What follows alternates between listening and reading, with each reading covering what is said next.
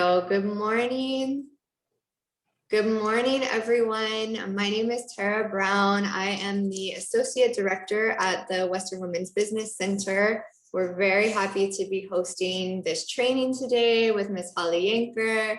Holly has over 20 years of business experience working with large businesses, small businesses, for-profits, nonprofits, and she's been involved in North Carolina rules and regulations for more than 9 years. She's the Director of Small Business Advisors at the Economic Development Partnership of North Carolina, which is part of the NC Department of Commerce. So I'm going to hand it over to Holly in just a second, but I did just want to say a little bit about Western Women's Business Center. So if this is your first event with us, we serve 24 counties of Western North Carolina with business development services. So those are one-on-one coaching. So we have a team of experts that offers support in marketing, business planning, financial planning, anything that you might need for your business. We are here for you with that one-on-one support. We also offer trainings like this about once a week. We're having a different training on all different topics that can be useful for your business. So I'll put in the chat other trainings that we have coming up that might be helpful for you. And the last thing that we offer is access to capital. So we are a program of Carolina Small Business Development Fund, which is a statewide community development financial institution. And we have access to funding that you might not otherwise qualify for. We're a little more flexible than a bank, for example, and we have also had some of the COVID-19 recovery funding that's been available to businesses throughout the last year. So we have a lot of ways that we help. I will put our contact information in the chat so you can follow up with us for one-on-one support. Definitely after today's presentation, if you're ready to take those next steps to launch your business, we are here for you. In addition to Holly's office, I will just say a couple housekeeping things too. If you want to put your business in the chat, that would be great, so we can kind of get to know who's in the room. If you haven't started yet, since this is about starting a business, you can put your business idea in the chat. That would be great. And we will, and I'll be monitoring that. So if you have questions as Holly is speaking, put those in the chat as well. And we will do a Q&A session at the end. And so without any further ado, I will hand it over to Holly. Good morning to everyone. Wanda is a face that I definitely know and recognize. So hello and hello to everyone. Good morning. So today we're going to cover how to start a business in North Carolina. The goal is to also definitely have some fun. And when I first took this job, I thought, what? Compliance, rules, regulations? Ooh, this sounds really dry. But whoa, it is not so dry after all. There's lots of different interesting things. And so the game plan is that we're going to do some learning, have some fun. And if you have questions, by all means, jot them down. We should have more than enough time at the end.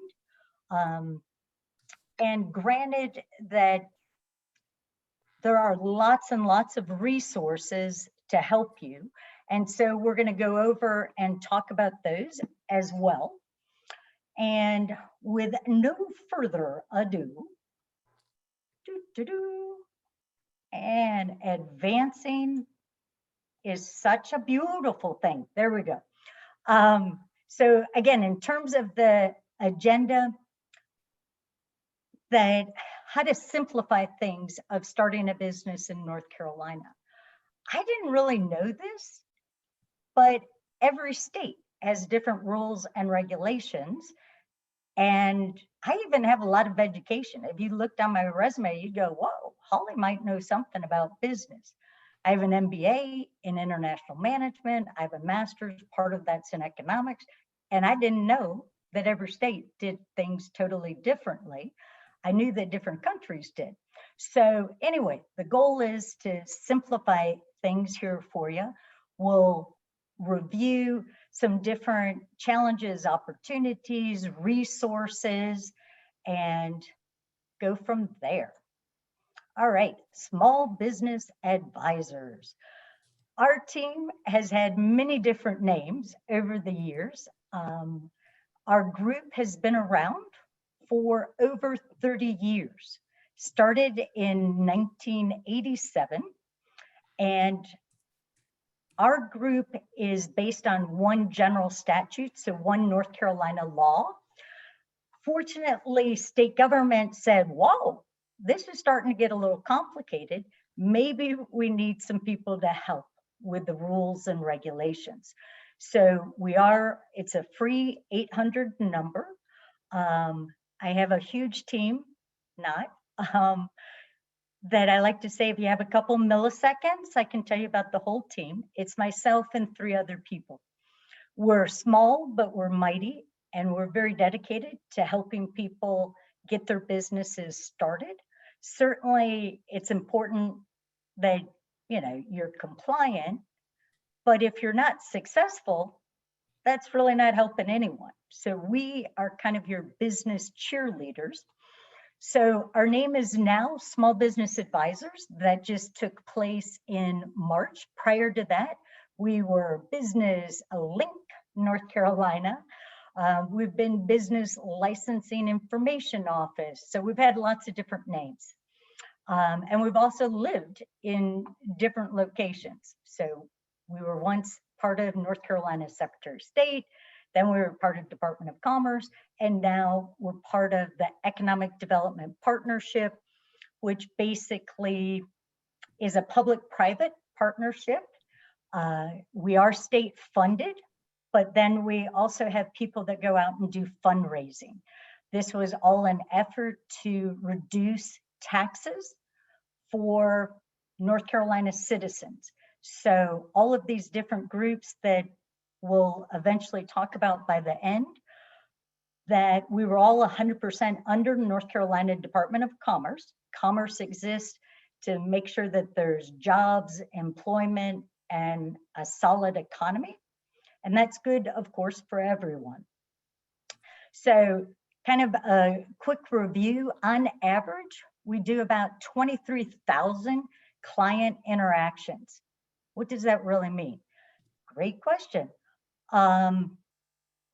It means that if you call me up and we talk about 2 different businesses, that's going to be 2 different client interactions. If you call me up today about your business, and then 3 months from now, and then 6 months, so 3 different calls, that would be 3 different client interactions. So just to kind of give you a sense of that, reason being, a lot of people ask, well, how many businesses do you help? It's a challenge because we answer questions and we help people from A to Z, but they're not always ready to start the business at that moment. They're planning for the future. People get sick, silly things like pandemics. So sometimes businesses, are delayed. We certainly do whatever we can to help people. So fortunately, that's reflected with the customer service. And we've had tremendous increase in the last year, especially with the pandemic. More and more people obviously working from home, and they're ready to do something different, or that they were unfortunately laid off. And so we've really been involved with that, and also existing businesses with information about lending money. So again, lots of different resources. Our specialty is the rules and regulations. And so by general statute, by North Carolina law, we partner not only with the Women's Business Center, the Western Women's Business Center, but with all state agencies and all licensing boards in North Carolina. And, just a quick rundown. This is not comprehensive of everyone, but North Carolina is extremely, extremely dedicated in helping small business. Small business makes up, I want to say it's over 45% of all the jobs in North Carolina. Critically important. So that's why we all attempt to work together. Are there challenges? Yeah, there are challenges out there. And so I want to go through and kind of talk about that. And just to pause for another moment. So eventually we're going to go through. There's the Western Women's Business Center. There's each of the community colleges have a small business center, and they provide free counseling. There's SBTDC, Small Business Technology Development Centers at the universities, and there's 15 of those. So everyone kind of has its own niche, because when I first took this job, I thought, well, gee, isn't this redundant? They do what we do. No, we all have our specialties. So our group, Small Business Advisors, we're the rules and the regulations. So we're much more transactional. Hi, oh, great. You want to do a convenience store? Great. There's 18 steps. Boom, boom, boom, boom. You contact your local AB Tech, the small business center there. They have all kinds of classes, workshops, how to, like this, how to start a business, how to develop your business plan. So much more educational focused. So anyway, just to give you a sense that you're not alone in this process. So the challenges. Number one of my favorite things, not really, but we're very positive, vocabulary. As we know, it's important for everyone to have a common language for us to communicate. But I might call something the North Carolina sales and use tax, because that's what it's called. But the form itself is the North Carolina business registration form. Other people refer to it as a wholesale number, resale number, certificate of resale, seller's permit, buyer's permit. I've even heard peddler's license. So lots of different vocabulary. And that part makes this much more confusing than ideally it would be normally. So vocabulary is different. Licenses. Oh my golly guipers. There are over, no joke, 900 rules and regulations related to business. The good news is that the core licenses and requirements are much smaller of a group, but it's based on occupation. Are you going to impact the environment? So North Carolina really wants to make sure things are taken care of properly across the state and in different occupational groups, and then making sure that we're all staying safe in general as North Carolinians. So that's one reason a lot.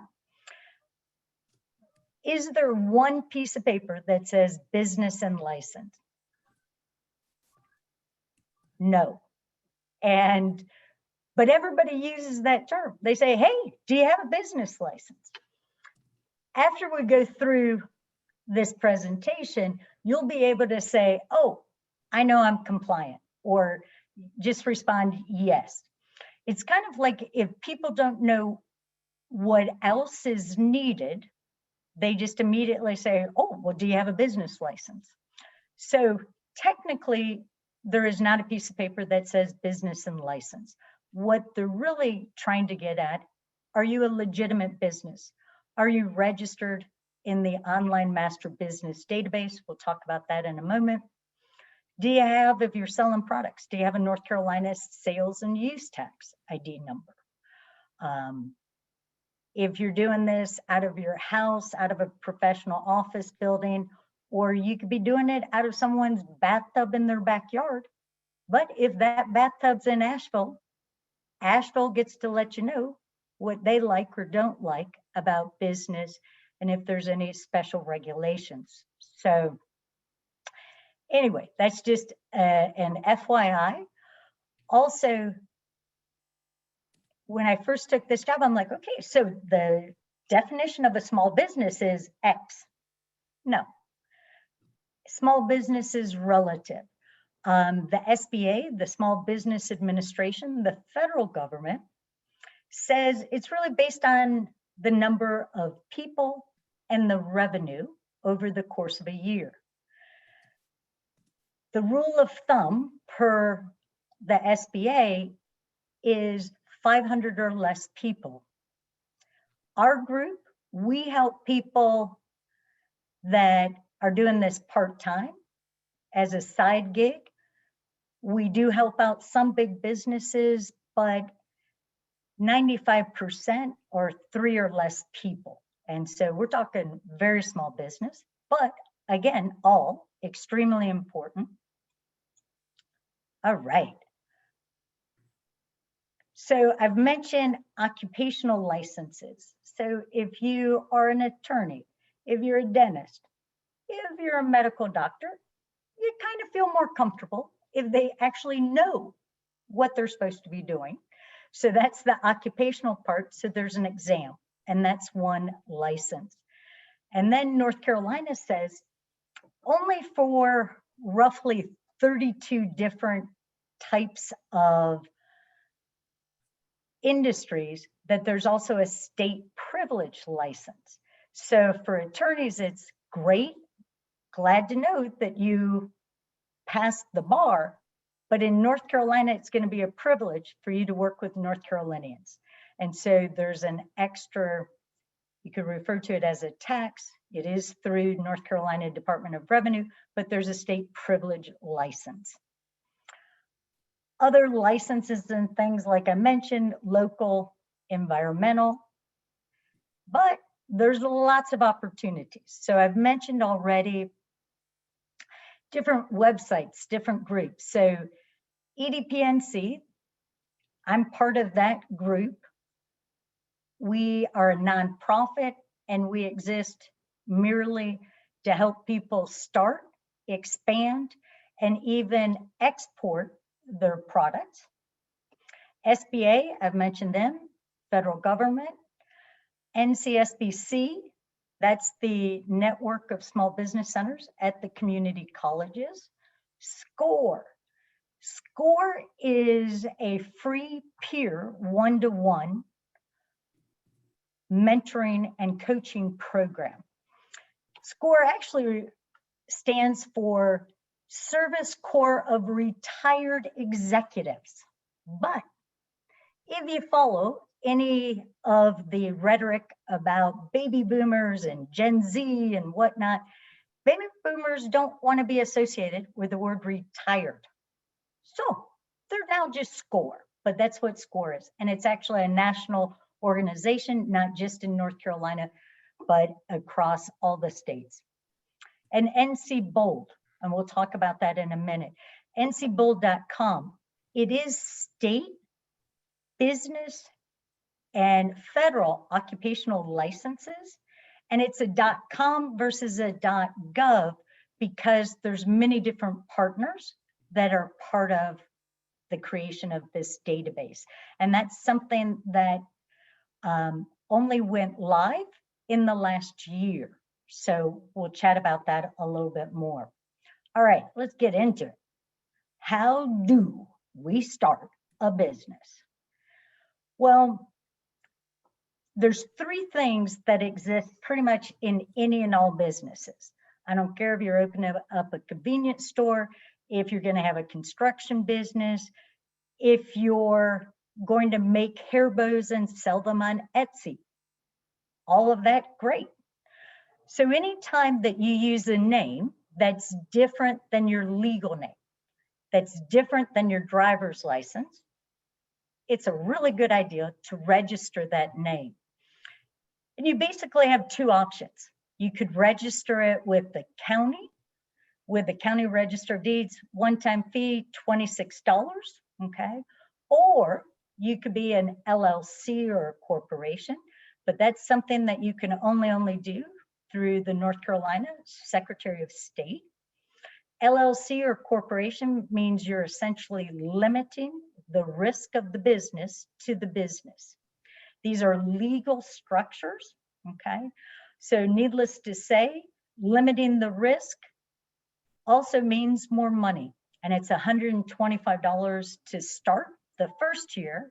And then every year after, there's annual reports and annual report fees to just maintain that particular level of business structure. Great, so that's about registering. Then, not that it's required. If it's you and only you in the business, most people already have a federal tax ID number, and that's your social security number.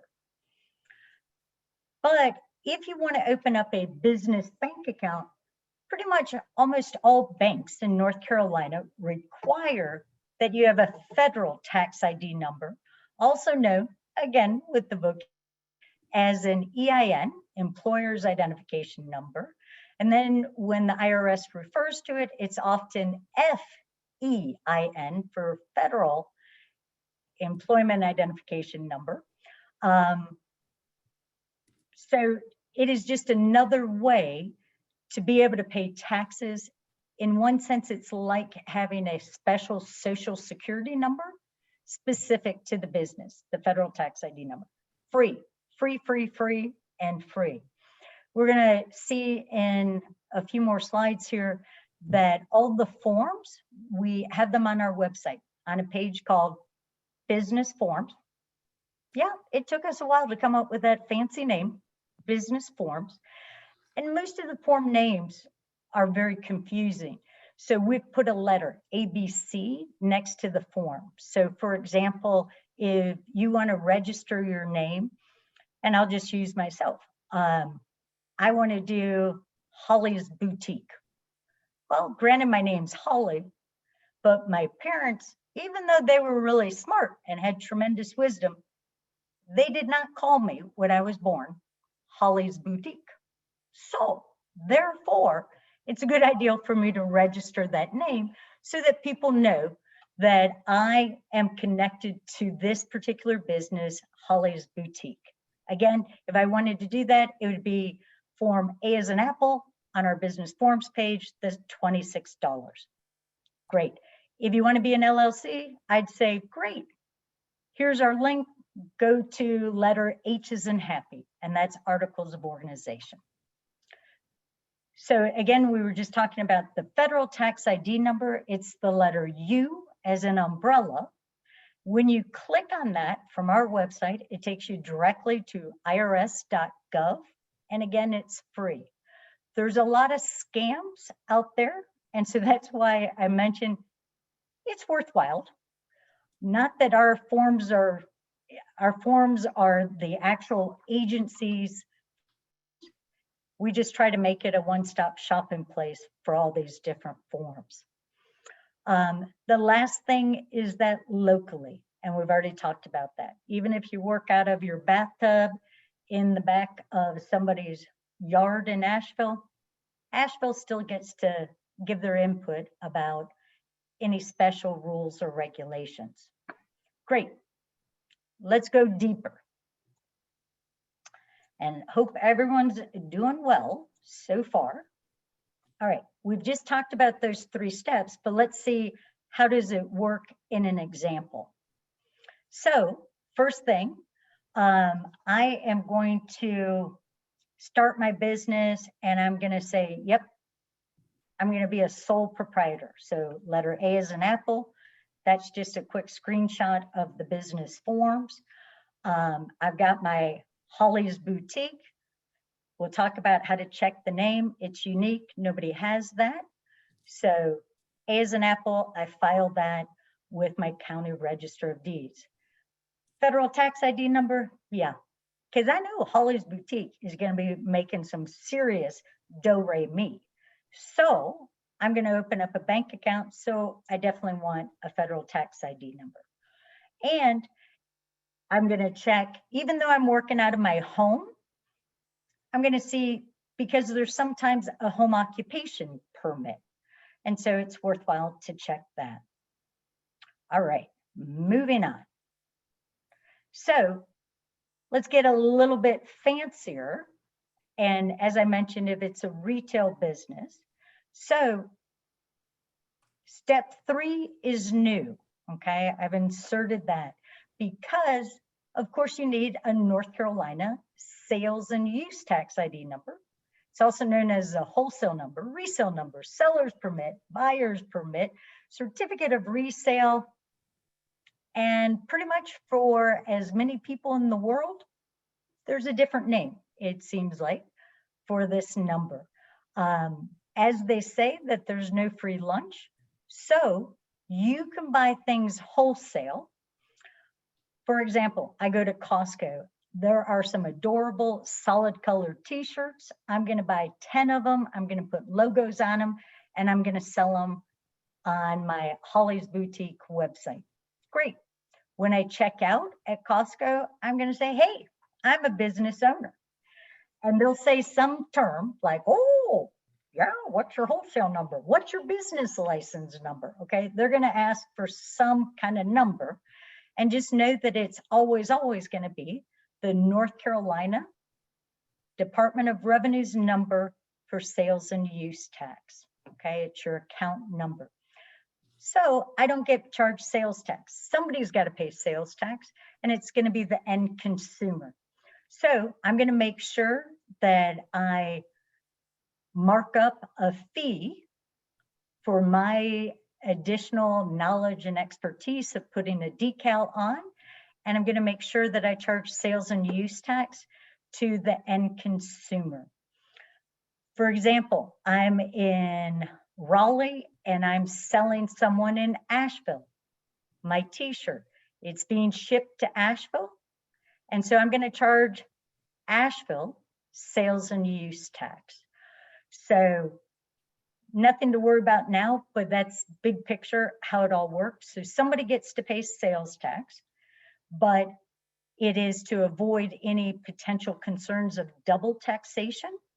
So you, the buyer, no sales tax, but then the consumer gets charged the sales tax. Much like going to the grocery store, and a loaf of bread is never like $2. It's $2.14 or 15 cents, okay? All right, I mentioned different tools, and so we'll chat about that. How do I, determine if the name Holly's Boutique is actually available? So there's lots of different ways to get to this page. One easy way is if you go to blink.gov, blnc.gov. That's our old name, but it still works, and we're in the process of getting a new .gov location, and you go to the business forms page. And so directly underneath, you're going to see, click this link for name availability. It always defaults to company. And if you think of the Secretary of State, this is now, only since December 1st, 2017, the online master business database for the state of North Carolina. So if you think of it as a giant file cabinet, metal drawers, that there's a drawer for company that we've always had, LLCs, corporations, and nonprofits. And now you don't really notice it, but to the far right of company, it's an upside down caret arrow, and that expands, and you can now look in the assumed business name drawer, and that's where any of the DBAs, doing business as, sole proprietors, general partnerships would be listed that were filed with the county register of deeds. And you'd put in this empty box I filled it in as Kids Creation Boutique, and you'd hit search, or Holly's Boutique, hit search. If nothing comes back, you go, woohoo, nobody's got that name, so I'm going to use it, okay? So just a simple way to go over that. The forms I've already mentioned that they're on our website, and just as an FYI, again, the different letters of the alphabet, just because it's easier to say, hey, go look for the letter H as in happy than articles of organization for a limited liability company, okay? All right, NC Bold, I mentioned this. This is our Bible, and I spend a lot of time in NC Bold. And again, because it seems like if anything's going to be successful in the government, you need to have an acronym. So that's why it's NC Bold, because it's Business and the Occupational Licensing Database. And so you can go and look up different information.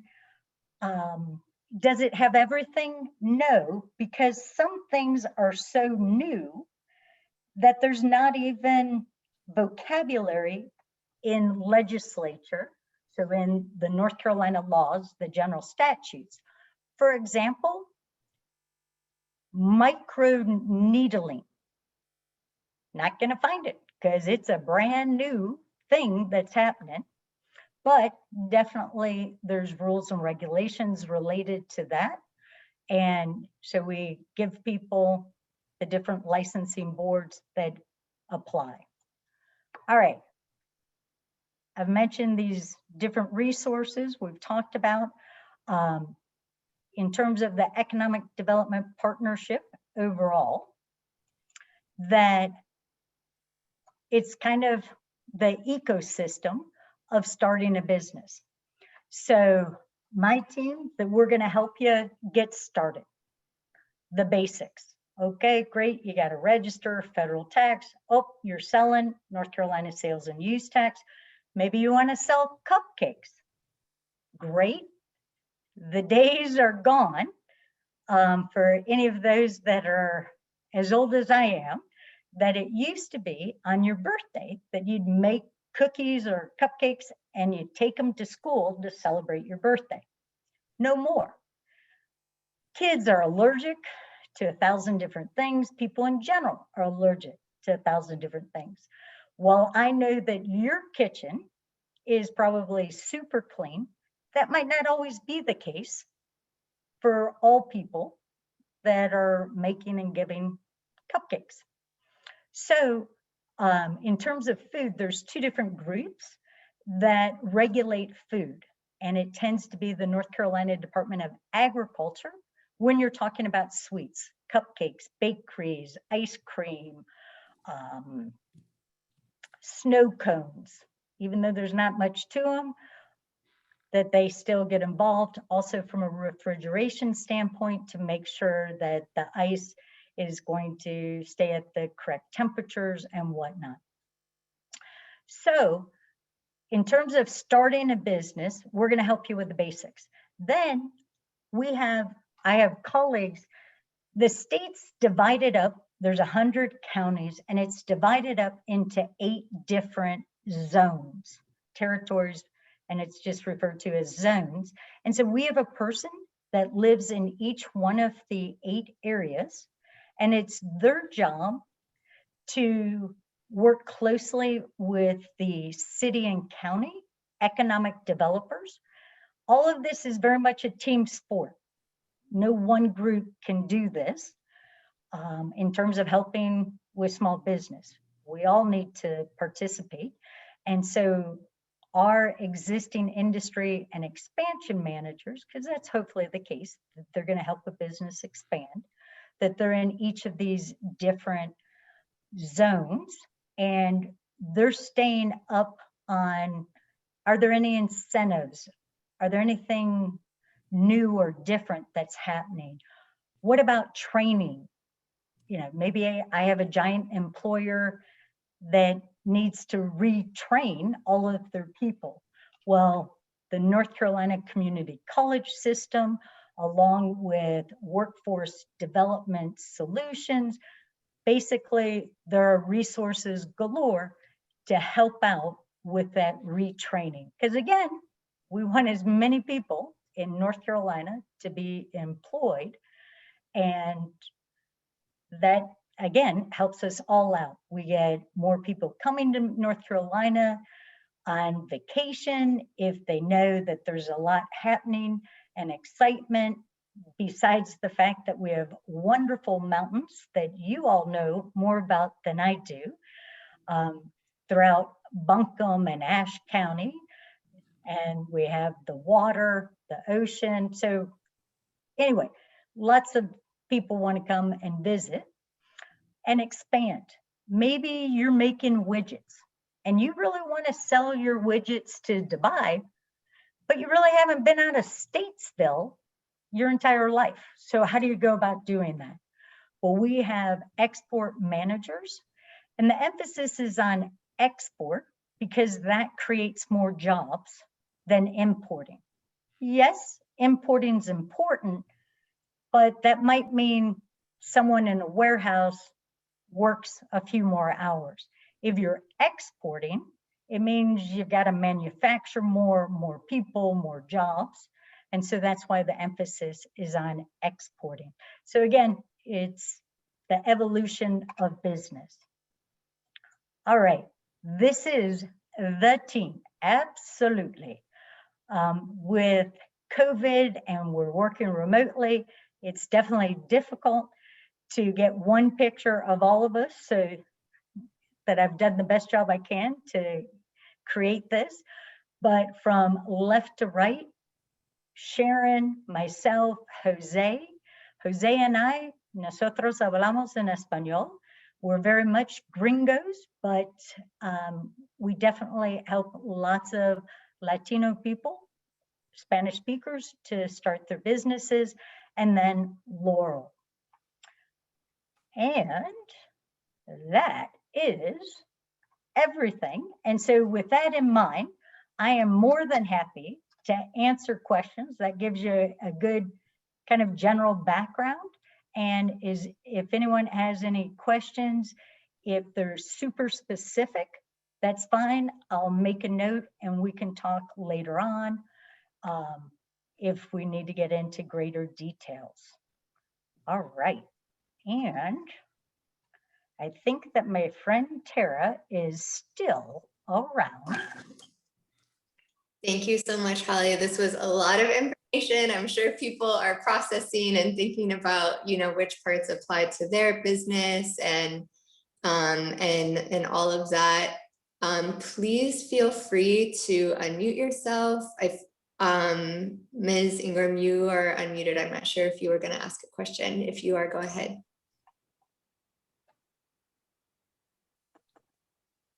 Okay. So I'm going to drop in the chat a link to give us feedback on today's presentation. So as you're thinking about your questions, that would be a great opportunity to fill that out. Let us know what you learned. And yes, please feel free to unmute yourself and ask any questions or put them in the chat if you're in a noisy area or you're just more comfortable putting it in the chat. I'll ask a question if that's okay. If I am currently an LLC and I'm wanting to start another business, but I want to keep my LLC, my umbrella or parent company, do I still file a DBA? Do I still research the name and all of that? Great question. First of all, absolutely. That, granted, keep in mind, I have to go through the pitch. I am not an attorney nor a CPA, so therefore I cannot officially advise you.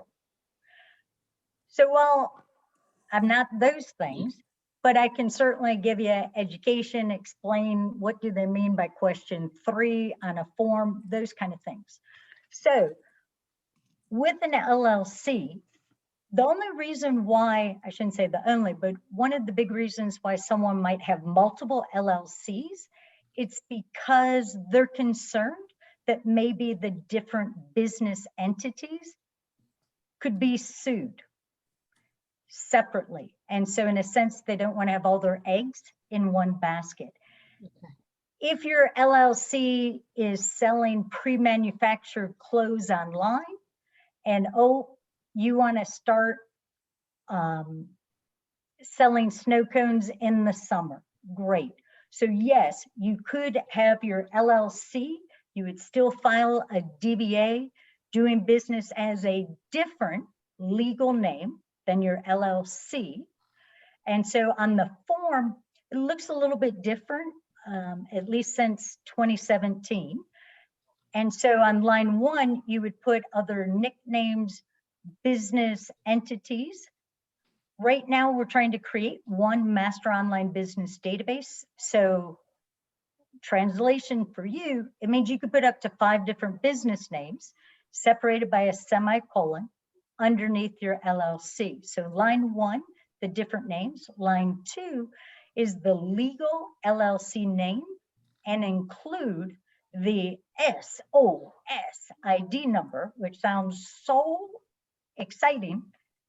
It just stands for Secretary of State Identification Number, but that's very important. And then you can check the box that this would be visible in all 100 counties. Historically, it's one name per form per county, but again, because of trying to create this one online master business database. So yes, bottom line, you want form A as an apple on our business forms page, and you're going to fill it out, and you're going to either take it in person to your county register of deeds, or you can mail it, snail mail with a stamp. This whole rationale of why we're trying to create one master online business database is because each of the counties of our 100, technology-wise, not so advanced. So you cannot do any business forms online with the county. You still file business names, assume business names, sole proprietors, general partnerships with the county. They do their thing and do the recording, and then they submit a copy to the Secretary of State. So that's why the Secretary of State is now the master online business database with company versus assumed business name drawers. Perfect, great question. So based on what you said in the beginning, my first business is a travel agency. Mhm. I'm looking into starting a transportation business where I'm doing rideshare. And so I don't think I do want those to be liable under one LLC, I believe. And I'm with you. So again, your decision, and that makes perfect sense. I totally understand and support that. And so all of this, that my job and my team's job is to let you know your options, to provide you some additional education, resources, websites, things that you can ask more questions. For example, I might ask someone that's moving here from another state, oh, hey, are you an LLC or a corporation? And they say, well, I'm an S Corp. Now, granted, I did not know this before I took this job. So you have LLCs and C Corps in North Carolina. And the S Corp, well, it sounds like it should be a business structure. It's not. It's actually going to the IRS after you're registered in North Carolina as whatever flavor of registration. And you say to the IRS, and you fill out a form 2553, and you say to the IRS, gee, I'm not like a giant Coca-Cola corporation, I'm a small guy, hence S Corp. And so it's taxed differently. I can't begin to tell you, how that impacts all of your income taxes. That's definitely a great question for an accountant. But again, my job is to let you know your options, but I think based on what you said, travel agency, rideshare, yeah, makes sense to keep those separate entities. Thank you. I'm going to turn the recording back on just to close this out so everyone knows, you know, that the recording is ending now. Thank you, Holly. This was really great. And we really appreciate your time and all of your expertise. And I know we got a lot out of it, and a lot of people are interested in following up for coaching with their business. So we just really appreciate your time today. My pleasure. And I just really want the message to be clear that you are not alone in starting a business. So Western Women's Business Center, we're here, your local community college. Again, we don't have any money to promote and advertise, but we sincerely want to make sure that you're successful. Thank you. Well, take care, everyone. Have a good day. Good luck with your businesses. I know we are always here for you at Western Women's Business Center. Thank you. Have a great day to everyone. Thank you.